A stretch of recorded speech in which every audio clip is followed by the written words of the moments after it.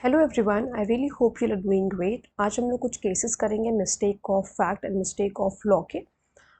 कुछ 3 केसेस हैं आज हमारे पास जिसको आप अपने आंसर राइटिंग में शामिल कर सकते हैं। सबसे पहला जो केस है वो है M H. George versus State of Maharashtra 1965 का ये केस है। इस केस में बेसिकली ये हुआ था कि जो एम.एच. जॉर्ज थे ये कुछ काफ़ी ज़्यादा गोल्ड इंडिया के थ्रू स्मगल कर रहे थे, जिसकी वजह से इन्हें मिस्टेक ऑफ लॉ का डिफेंस नहीं मिला था। So he was not an Indian citizen. Of course यहाँ पर एम.एच. जॉर्ज के बारे में बात हो रही है कि इंडियन सिटीजन नहीं था and was trying to smuggle gold through India.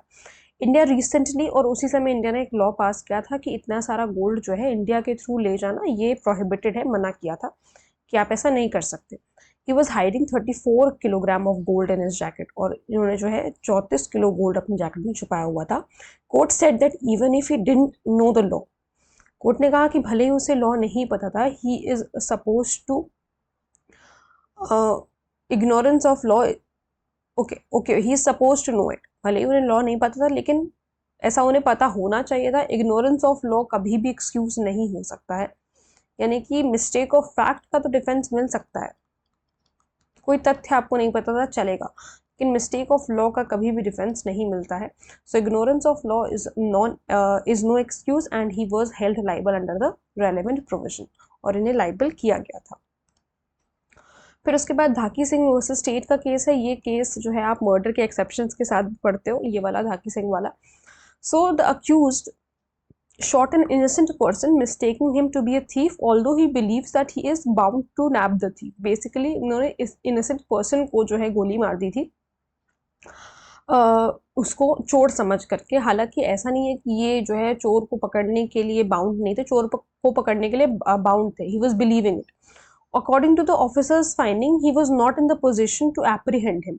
Officer की फाइंडिंग पे ये पता चला कि ये उसको एप्रीहेंड करने के पोजिशन में नहीं थे, फायर्ड एट हिम। ठीक है, मतलब कि उसको पकड़ नहीं पाए, इस वजह से जो है उस पर गोली चला दी। Here he can not take the defence of mistake of fact. यहाँ पर वो मिस्टेक ऑफ फैक्ट का डिफेंस नहीं ले सकता क्योंकि एक्ट जो उन्होंने किया वो जस्टिफाइड नहीं था।